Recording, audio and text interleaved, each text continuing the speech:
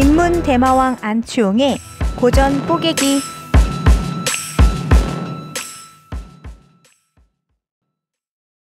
오늘은 2차 세계대전 당시 독일의 점령하에 놓인 프랑스를 배경으로 한 바다의 침묵에 대해 알아보겠습니다.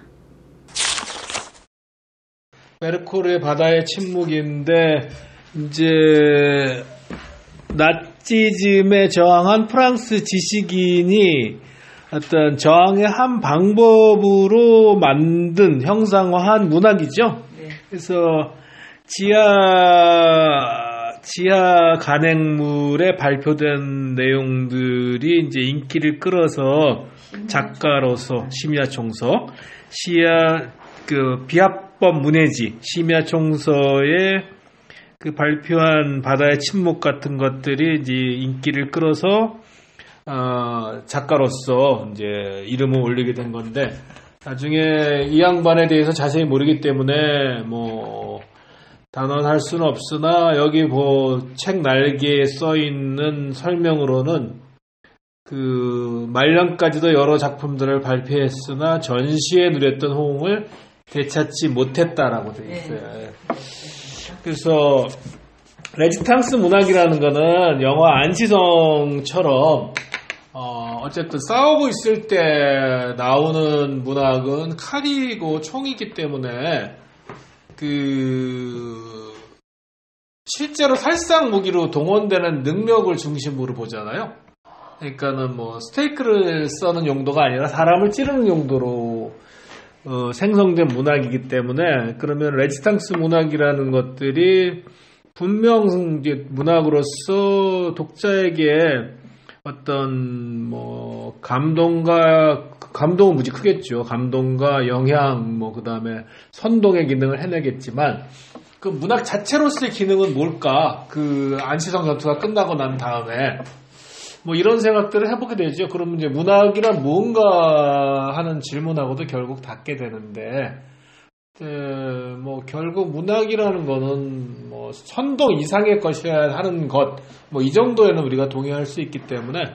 근데 어쨌든 이게 뭐 제가 고른 게 아니고 이제 르몽드가 고른, 뭐 자기네 중심으로 고른 책이겠지만 르몽드 백선지에 포함된 소설이라고 한다면, 우리나라가 뭐 김동리의 책도 뭐 우리나라 대표 문학에 꼽고, 뭐 김동인, 또 최근 작가 김훈 안 읽어봤지만 뭐 어쨌든 등등등 하듯이 문학 자체로서의 가치도 있다고 판단한 거겠죠. 뭐 그렇다는 전제하에서 이제 이 책을 살펴보면은, 그 바다의 침묵은 간접적인 방식으로, 이 바다의 침묵이라는 소설집에 들어있는 다른 것들은 비교적 직접적으로 어떤 나치즘과 독일, 그 다음에 그들의 부역하는 뭐 패탱 원수라든지 그때 수립됐던 괴뢰 정권, 비시 정권이죠. 괴뢰 정권의 앞잡이들을 고발하고 거기에 상처받고 있는 모습들을 뭐 어떻게 보면 다큐적으로 뭐 그려내고 있는데, 바다의 침묵은 좀 간접적인 방식을 취하죠. 일단 주인공이 독일군 장교라고 봐야 되고, 그 다음에 주인공 자체가 되게 우아한 사람이죠.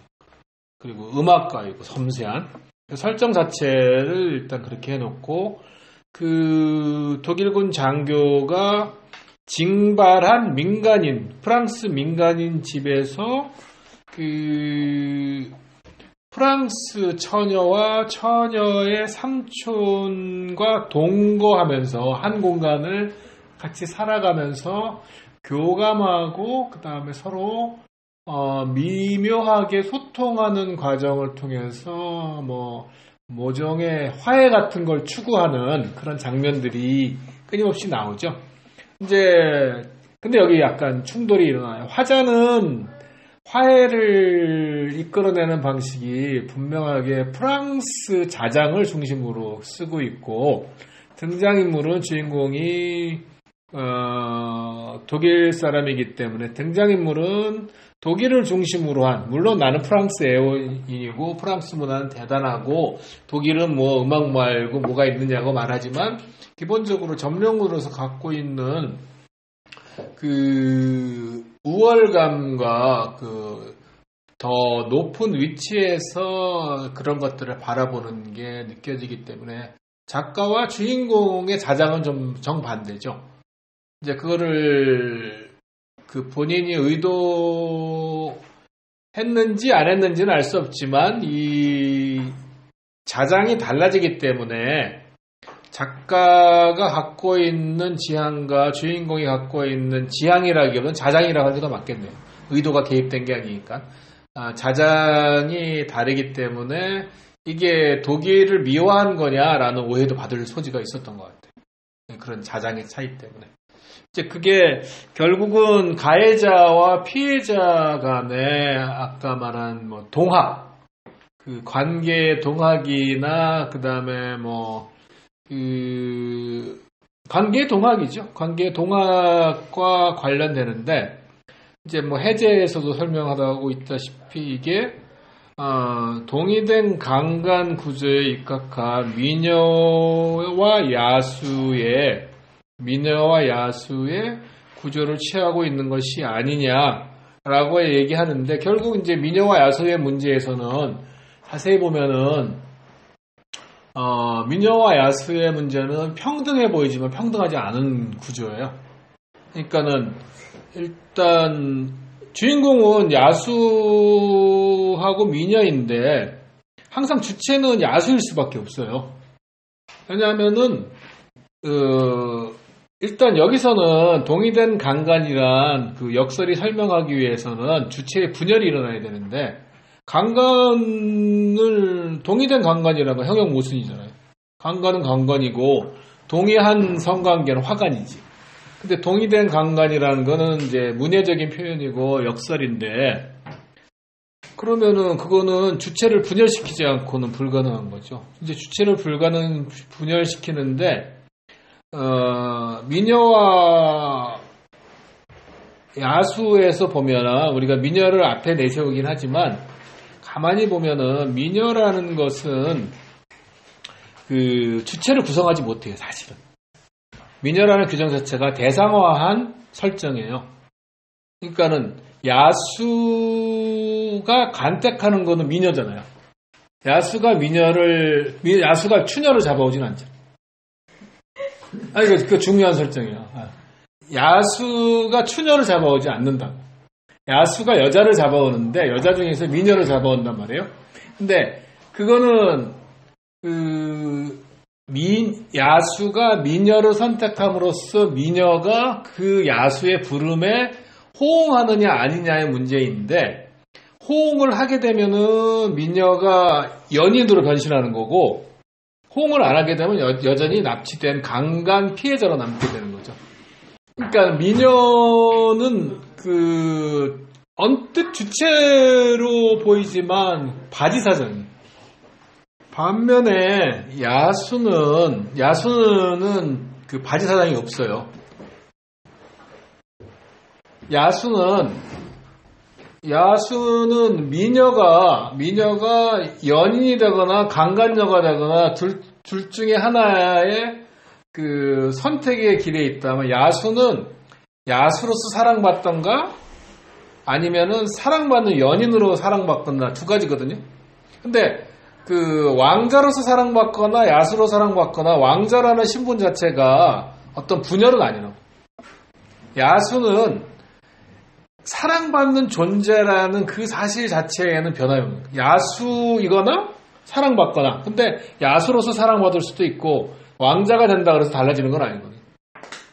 하나의 주체 내에서 변화가 일어나는 건데 미녀는 분열을 일으켜야 되는 거고 그 다음에 야수는 자기가 받은 저주를 그러니까 본래적으로 갖고 있는 것이지 미녀를 선택하듯이 상대에 의해서 자기가 야수가 된 게 아니에요. 관계에 있어서는. 둘의 관계에 있어서. 그러니까는 자기가 야수가 된 거는 다른 저주와의 다른 관계에 의한 것이고 적어도 사랑의 동학에 있어서는 미녀하고의 문제에 있어서는 야수는 자기가 야수인 것 자체가 이 관계에 어떤 분열을 일으킬 수 있는 본질적인 규정은 아닌 거예요. 야수는 사랑받을 수도 있고 사랑 안 받을 수도 있어요. 결과적으로 왕자로 돌아가는 건 이 관계에서 일어나는 거죠. 이 관계에서는 동일한 주체에 대해서 야수라는 동일한 주체에 대해서 추녀가 아닌 미녀죠. 추녀가 아닌 미녀는 야수가 결정한 거죠. 야수가 결정한 추녀가 아닌 미녀가 야수를 사랑할지 말지를 이 여자에게 결정하게 하는 거죠. 그러니까는 강제하고 이 여자에게는 선택을 수용하는 방식이죠. 그러면은 이 여자는 야수를 사랑하든지 아니면 계속 피해자로 저항하든지 두 가지 길밖에 없는 거예요.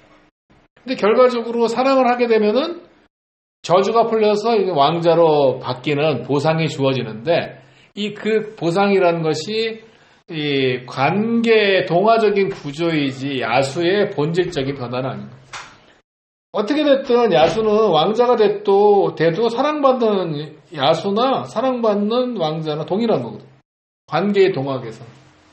그래서 미녀와 야수의 이 구조에서는 기본적으로 가해관계하고 그러니까 권력에 있어서 가해관계하고 피해관계 사이에서 엄청난 차이가 있어요. 엄청난 차이가 있고 그래서 동의된 강간이라는 것은 미녀와 야수의 동화를 통해서 권력에 의한 정복 과정을 상당히 우회해서 설명하는 방식이 될 수 있다는 거고 결국은 이 침묵의 바다에서도 이 소설이 독일을 미화했다는 우려를 받는 게 이 우회하는 미녀와 야수의 구조를 취하고 있기 때문에 그렇다 하는 것들이 이제 그러한 우려의 근거가 될 수는 있죠. 그렇지만 이거는 이제 조금 더 분석적으로 받아들인 것이고 직관적으로 우리가 볼 때는 이것이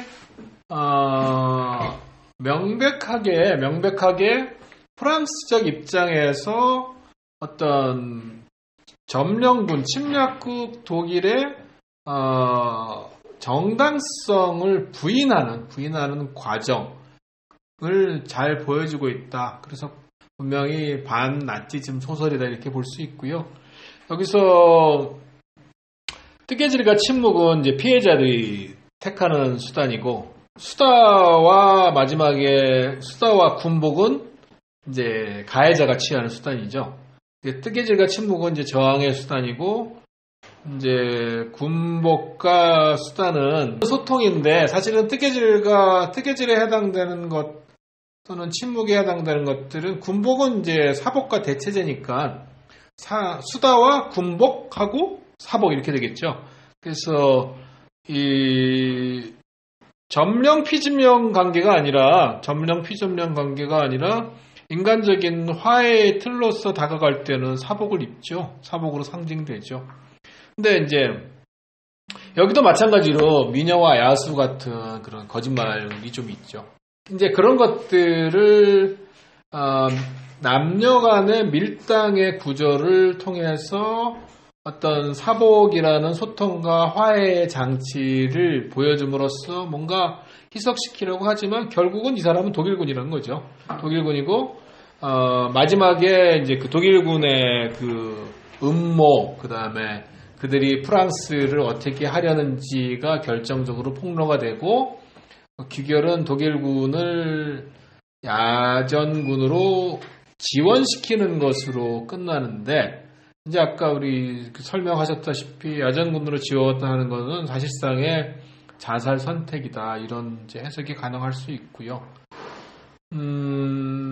아니면은 모르죠. 이제 달리 생각할 수도 있죠. 자살이 아니라 실제적으로 그 방법이 더 맞다고 생각했습니다. 결혼하는데 그게 이제 결과적으로는 자살과 비슷한 걸 수도 있는데 하면은 이게 결말은 우리가 지금 닫혀있기 때문에 알 수 없는데 이러한 상태를 용인할 수 없기 때문에 전장에 나가서 독일군의 신분으로서 전사하겠다는 생각으로 갔을 수도 있고, 그렇죠. 또 하나는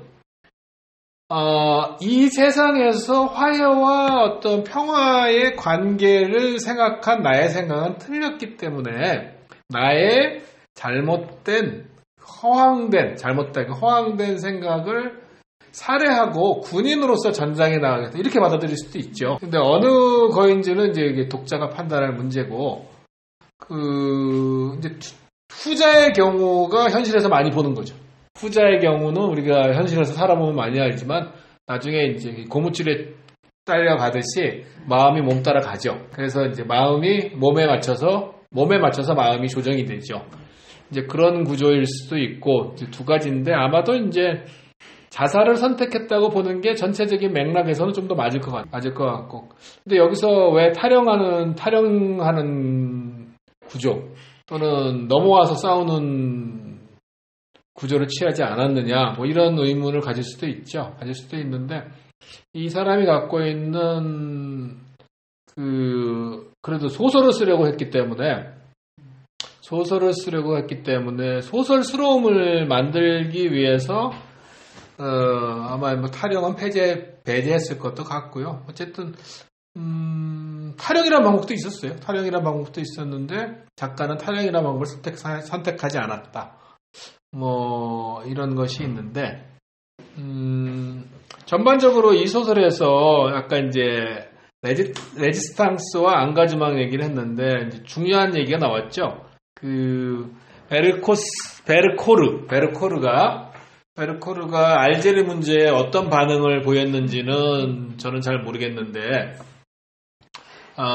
뭐 사르트르나 뭐 당대 지식인들이 알제리 문제에 진짜 저항 정신을 가지고 대처한 것과 달리 반응했는지 어땠는지 그건 잘 모르겠으나, 만약에 달리 반응했다면, 그리고 소극적으로 알제리 문제에 대응했다면 이 소설이 갖고 있는 특징이 그대로 반영됐다고 좀 보여요. 무슨 소리냐면은 이 소설은 레지스탕스 문학인데 앙가주망 문학으로는 가지 못한 것 같아요. 그러니까 여기에 보면은 국뽕적인 요소가 많이 있어요.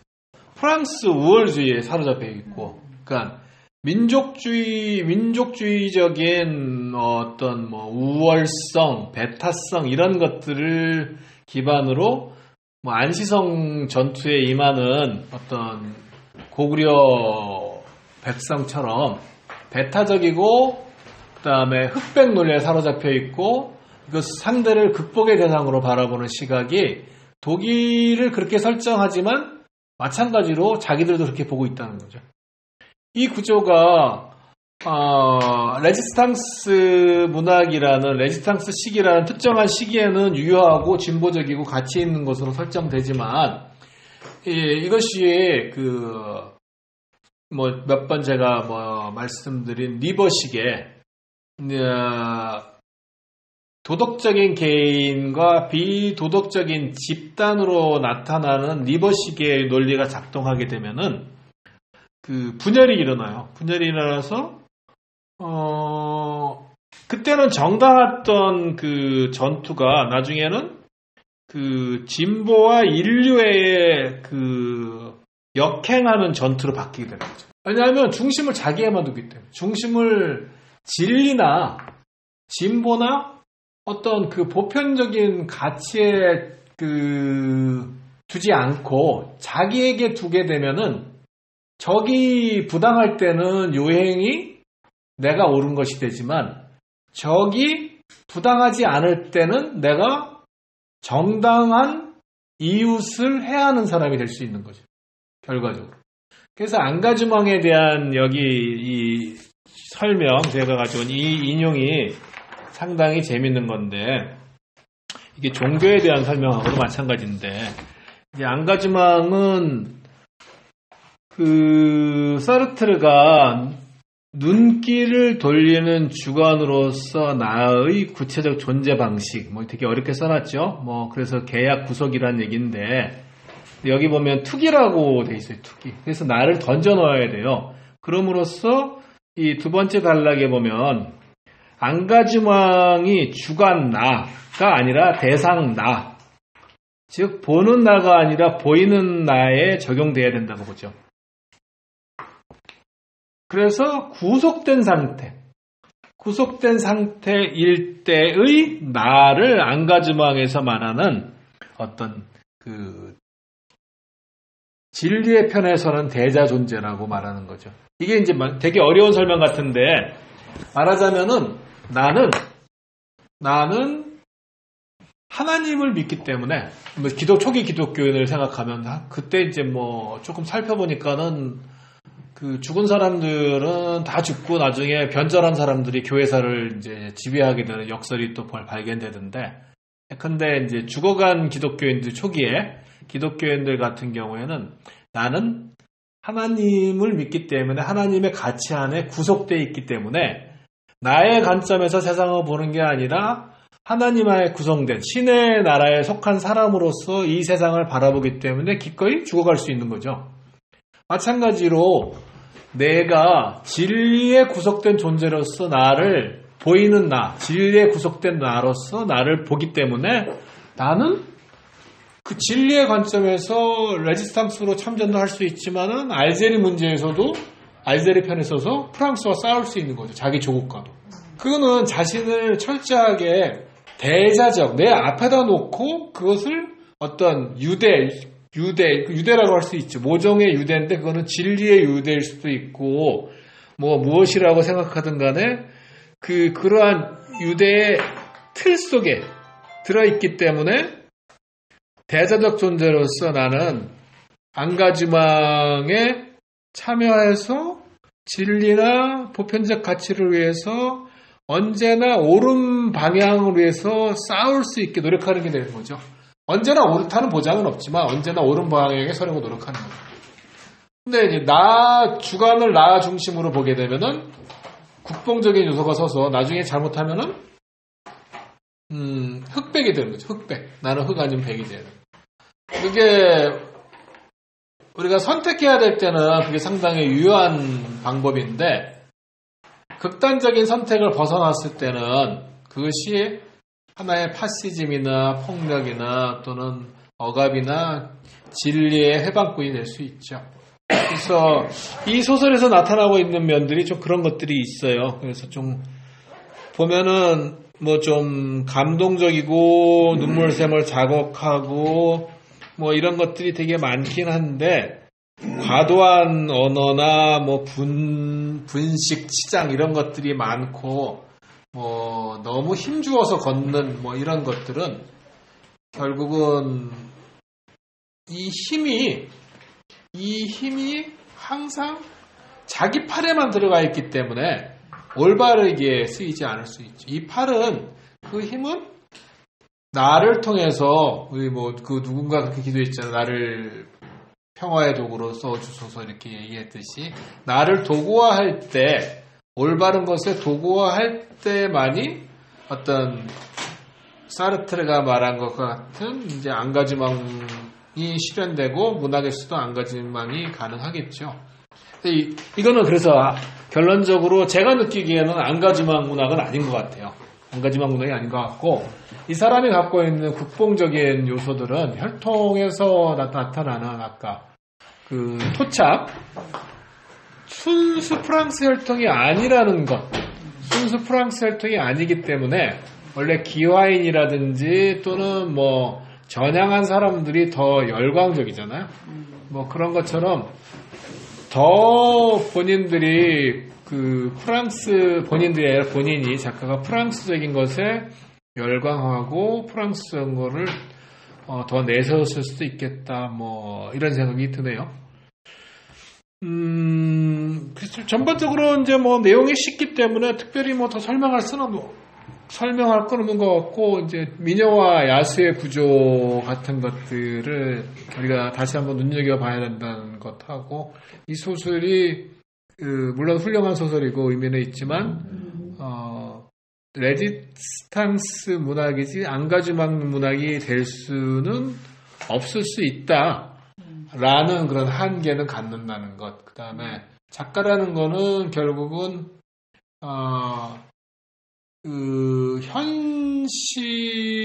현실에서 안가지마가 참여잖아요. 안가지마가 참여인데 자기가 현실에 참여해서 현실을 개혁하는 거하고 이 사람은 실제로 그렇게 했잖아요. 그거하고 문학은 좀 다를 수도 있다는 거죠. 문학은 항상 어떠한 순간에도 모종의 거리를 갖고 현실을 바라보고 현실을 쓰려고 노력을 하는 거지. 문학은 자기 내면의 안시성 전투이지 자기가 몸을 가지고 가서 안시성에서 싸우는 게 아니기 때문에 달라야 된다는 거죠. 그렇기 때문에 이제 이 책에 이 뒷부분에 무기력에서 나오듯이 사람들이 뭐 타 죽고 학살당하고 이런 상태에서 스탕달과 보들레르와 대화하는 게 무슨 의미가 있느냐 이 지적은 올바르죠. 그럴 때는 스탕달과 보들레르가 무슨 의미가 있어요? 그때는 스탕달과 보들레르를 불지르고 자기가 이 책에 어느 유태인 얘기 마지막에 나온 별에 관한 소설에서 나오듯이 자기가 싸울 수 없으면 희생자의 일원이 되든지 동참하든지 아니면 싸우든지 이런 선택을 해야 되는데 그렇게 해야죠. 근데 이제 우리가 항상 그런 시대를 사는 건 아니라는 거죠. 지금 우리가 살고 있는 시대도 그렇고.